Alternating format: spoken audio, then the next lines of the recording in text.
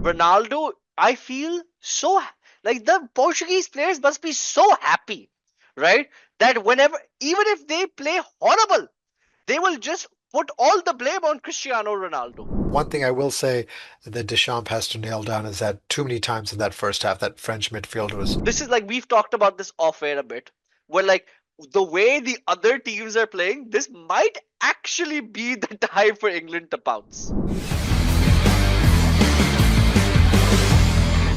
Welcome to the Dugout. Today is Thursday, June 18th, and we have lots to cover. So we had a bunch of these top teams play recently, and let's go through them. Definitely some contenders and some pretenders. We'll start off with France, Senegal, and um, the Meadowlands or MetLife Stadium in New York, New Jersey. France, of course, winners in 2018, runners-up in 2022, spearheaded by that fearsome foursome of attackers in Kylian Mbappe, Olise, Ousmane Dembele, and of course Desiree Doué. And they took some time to get started.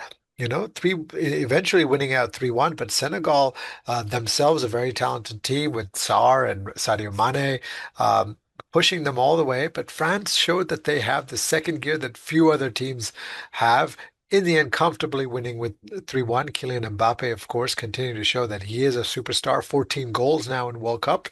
Uh, just two behind a player who we will mention later on in this podcast. Your thoughts specifically on that foursome of France, Deschamps, and what France can do to make sure they start off in fifth gear and not this gear one, gear two, so on and so forth. Yeah, I know you call them the fearsome foursome. They weren't that in the first half at all because Dembele as a number 10 did not know what he was doing, and that was putting off the entire thing, right? Uh, they started playing better in the second half, even with him, but when Turkey came on, they really started gelling together. But But that was too late. He came on in the 84th minute. yeah, 84th minute, but like when I did see when he came on, it did affect how they played, in my opinion, right? But it does show that well, Senegal was a good team. It was a very it was an end to end game. It was an end to end game, but it's just so funny to me. Like everyone was writing obituaries of Mbappe's performance, and let's be very honest, it was not a good performance in the first half. But Mbappe, like France, he is their fifth gear. He is that good. He is who we remember. He is to the World Cup what Cristiano Ronaldo was to the Champions League. He scores goals. He scores important goals and he scores great goals. Like that second one he scored. Even the first one, like people don't like everyone's gonna talk about Olise's pass, which is an incredible pass for his first goal, right? But like the way he ran, the distance he covered, the timing of the run to not be offside while also catching the defender out, while having that little dink finish, and then also look at this the embarrassment of riches they have. Like The people coming off the bench that are just amazing. The just, one thing I will say that Deschamps has to nail down is that too many times in that first half, that French midfield was mm, wide open. They need to button that up a little bit more. They'll get away with it in the group stages, but I think when you start playing these elimination games, there's a lot of good teams in there, a lot of very well organized teams that can hit them. Let's move from one superstar to, of course, the next superstar. Argentina beating oh, Algeria in the first game in Kansas City 3-0. Argentina, of course, spearheaded by two MLS players in who play for the same club in Rodrigo de Paul and, of course, one Leo Messi, both, of course, who play for Inter Miami. On his, he's 39, and to score a World Cup hat trick, yes, fine. This Algeria team was not a vintage team, but you still have to be awfully impressed with Lionel Messi. I think there is some hyperbole. Probably he's not the best player in the world anymore, but he scores goals and he scores big goals, important goals for Argentina, and he has that man of the moment feel to him, whereby it's just magnetic. things just happen, whether it's for Argentina or Inter Miami. And I give the MLS and Inter Miami a lot of credit. Leo Messi was basically done and dusted at PSG. That experiment failed. Um, and Miami, like so many other things in Miami, it just builds up greatness again, and he's back. He's maybe not back to his peak, but certainly back to a player that he's better than at the tail end of his PSG days. Yeah. Your thoughts on Messi and Argentina? So I'm going to compare him to two players right now from other sports. One is American based and one is Pakistani based. The American based one is one who was also a superstar in Miami before he went to Cleveland and then went to LA. Talking about LeBron James, of course, who this year, when he was basically Luka Doncic went out, he is 41 years old and he was still performing at a top 10 level of in the playoffs and took them as far as he could until he ran into the proper contenders in the Western Conference. The Pakistani player I want to compare him to is Imran Khan in the '92 World Cup, where like he wasn't the best player in the world anymore, but he still knew what when to bat, like he knew exactly when to take key wickets. He knew exactly when to push himself up, and that is exactly what Messi does. Because the second goal is just good strikers instinct poacher goal. The other two goals are incredible, just talent.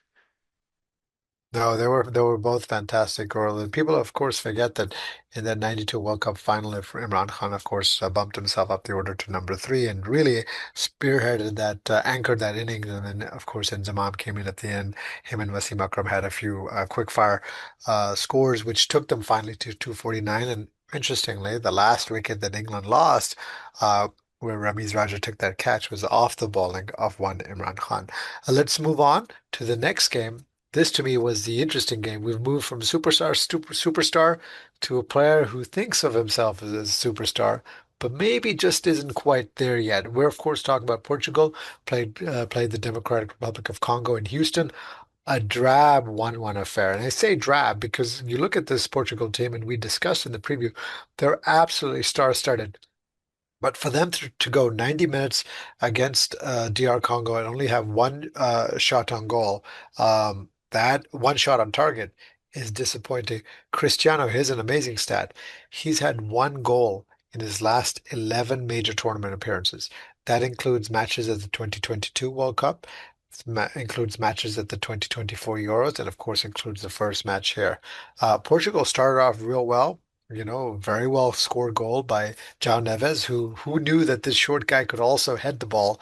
Yeah. Um, but then they just petered out. And I think Cristiano showed, and we again talked about this in our preview, is Portugal better without Cristiano in its starting lineup? Your thoughts on Cristiano, your thoughts on Roberto Martinez, your thoughts on moving Mm. forward with Portugal. Where do they go from here? So this is my annoyance. Ronaldo, I feel so like the Portuguese players must be so happy, right? That whenever, even if they play horrible, they will just put all the blame on Cristiano Ronaldo, right? Because let's be very honest, because Ronaldo did not affect the game as much because he's also a striker. He's playing up the line.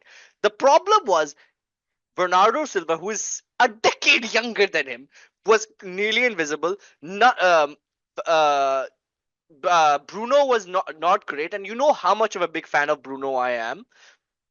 None of the attackers did anything. It felt like such a stagnant midfield. It was just sideways passes, backwards passes. Like even the commentator was going like, "You're not progressing the ball at all. You're not getting it to your man." Right? There's like they got two balls in for him. Like I remember Do we think it's because they're trying too hard to get Cristiano the no, ball? Especially, do you think there was subconscious pressure after, Portugal played after Holland had scored two, yeah. after Mbappe had scored two, after Messi had scored three? Do you think there was that at all, or it's just the system that they have? So like I just think that's just the system they have. And also like I know you were talking about the one major goal in 11 appearances, right? But I also remember like that's also called not counting the Nations League, where in the final he did score and Portugal did win that game against Spain, who was one of the Correct. who is one of the favorites in Favorites. this world, favorites of the World Cup, favorites in this World Cup, and are the European champions right now. So I think, no, I just you the Portuguese players have to be so glad that Ronaldo is still the fittest member of that team.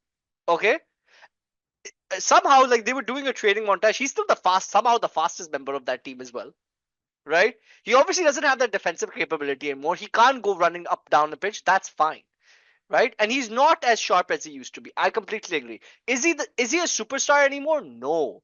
But the thing is, Ronaldo wasn't the problem here. It was the midfield and it was the tactics. It was the sideways passing. It was the fear of actually progressing the ball that was the issue. So let me ask you a cricket analogy. Is Cristiano a scapegoat and a crutch for Portugal, the way Babar Azam is a scapegoat and crutch for Pakistan in T20 World Cups? He is the biggest name player in Pakistan. He's probably the most talented player, established player, not counting up and comers. And yet, his performances and lack of performances in both the 2025 Champions Trophy, the 2026 T20 World Cup, and even going back to the 2024 World Cups, um, are sort of a cover for the ineptitudes of the system and of the team itself. Is Cristiano just a convenient scapegoat for everyone else associated with Portugal football? You know, wrong manager in Roberto Martinez, wrong system in the midfield, wrong playing style, so on and so forth.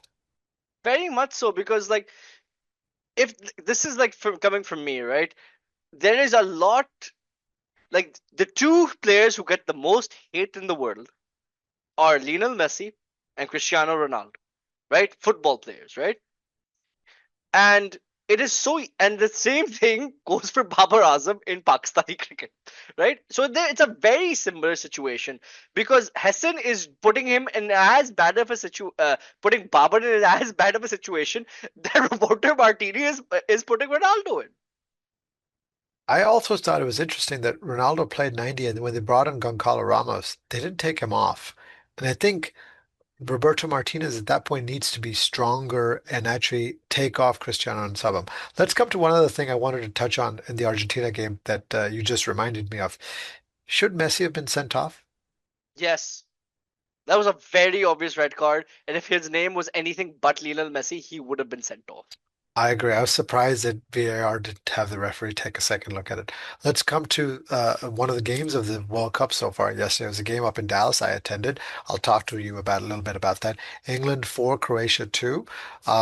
So after a sloppy first half where it was ended 2-2, England just showed that they have another gear and thoroughly dispatched Croatia 4 goals to 2. Kane with 2, Jude Bellingham with 1, Rashford with 1. Um, and England peppered the Croatian goal in that second half. They showed they had multiple gears. To me, I'm not sure about Anthony Gordon and Noni Madueke as your wide players. You know, both were of course subbed off. I'm also unsure about Konsa versus Marquehi. Um, what did you think about England? And it's good to see Harry Kane. Even now, he still is a man for the big stage for England. A very well taken second penalty, and that header was stunning. And he was unlucky to not finish with a hat trick. The goalie made a great save on that header in the second Yeah, half as yeah. well. Your thoughts on England and Tam Tuchel and how they set up versus Croatia? Yeah. So like there was some one problem I did have with Kane, which is a problem he does have for England in World Cups. He drops too deep. He was dropping a bit too, he was dropping really deep in that first half, and that is why they couldn't hold up play up over there, because they didn't have their target man where he's supposed to be, right? And he's trying to play as a deep, like, ends up playing like a deep lying playmaker essentially, right? But that Uh, system works well if you have fast wide players, which is where Rashford would absolutely maybe Absolutely. Rashford and Madueke instead of Gordon and Madueke. Yeah, I do think that it makes absolutely no sense how Rashford is not starting for this team. He showed again why he should be starting for this team, and also Jude is their talent. I know Harry Kane's their leading scorer and all that, but this team goes as far as Jude goes, in my opinion. And because he is that good, He is their superstar. He is the thing that will take that. He's the thing that will take them over the top. He is he is to England what Mbappe is to France, what Yeah, Messi he was is. absolutely phenomenal in that second Yeah. half. And it was interesting in that first half, Jude almost looked lethargic and tired. Hmm. I don't, he must have, whether it was the occasion, just getting used to, this is World Cup debut after all. But Hmm. in that second half, he just controlled that game. And that goal that he took Hmm. was very well taken and immediately basically took the life out of Croatia to get a goal immediately as the half kicks off. Um, the timing couldn't have been better for Jude. Yeah, yeah, and it's gonna be funny to watch because everyone disagreed with the squad coming into the half. I like the two goals that the Croatians scored because like let's be honest. Yes, the Croatians might be old. They're still a very good team. They're still a They were top. well worked goals, both of them. You could see Well, them, from the stadium. You could yeah, see the basically the patterns developing, especially that second goal was yeah. absolutely Yeah. gorgeous. They're still a top 10ish, top 15ish team in this in the World Cup, and by the second half, England convincingly won. And this is like we've talked about this off air a bit, where like the way the other teams are playing, this might actually be the time for England to pounce. No, it's true. Last thought on England for you. Mainu didn't see the pitch. What is Mainu's role in this England team? Manu's role in this England team is to basically it's to basically come off the bench and act as a spark plug and add a touch of class, essentially, right? And just like calm everything down because he's great at calming stuff down, right? But you because he's so for even for such a young man, he's a very poised individual. Like this man did play in a Euros final. Like he is that great. No, it'll be Yeah. interesting to see how because I think Elliot Anderson, Rice, and Bellingham. It's going to be very difficult for Manu to push one of those three Yeah, out. the I think his position is off the bench, and then potentially depending on yeah. injuries, so on and so forth. I will tell you, attending this game, Mm, pre-tournament, there was a lot of talk about the U.S. isn't ready to host. It was a fantastic mm, atmosphere. Cowboy Stadium or AT&T Stadium obviously is used to big games, 70,000 people there. The staff, the ushers, they know how to handle big moments. yeah. Very easy to get in and out of the stadium, very easy to park, so on and so forth. The ushers were fantastic. The atmosphere was electric. Hats off to both the fans of England and Croatia, both in the fan fest outside the stadium, within the stadium. The DJ was phenomenal. He had all the hits. You had Wonderwall playing, you had Sweet Caroline, you had It's Coming Home, raucous renditions of the national anthems of England and Croatia. It was the pitch was beautiful. The sight lines were amazing.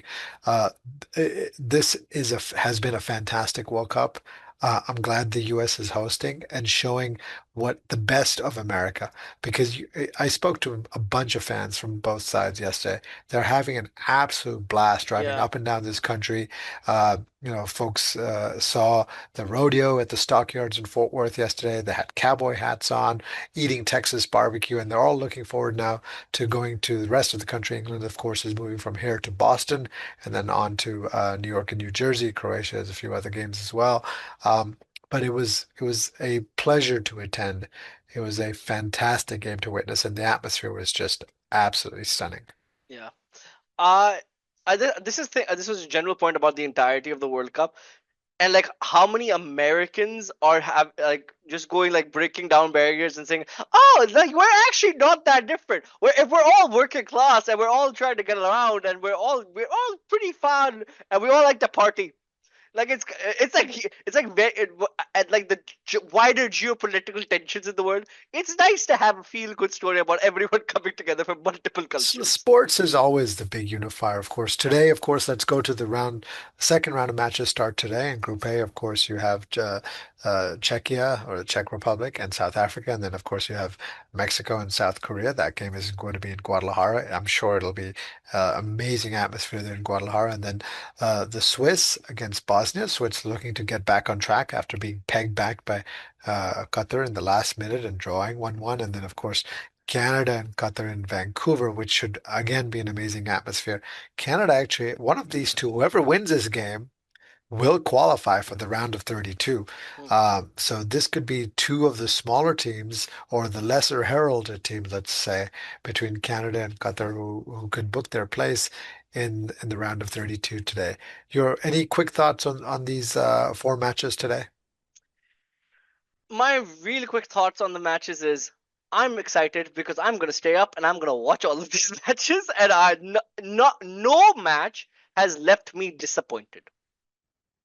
No, Yeah. it's true. And then the one other thing is the race for the golden ball is definitely on. You have Leo, and it's a Ooh. who is who of players. Look, you have Leo Messi with 3 goals. You have Haaland with 2 goals, Mbappe with 2 goals, Harry Kane with 2 goals. Should I This tell one sec? Balogun from the US with 2 goals. It's an amazing list. Should I tell you an incredible stat? Mbappe and Messi between their last two World Cup games have 10 goals between them. I know. I saw that.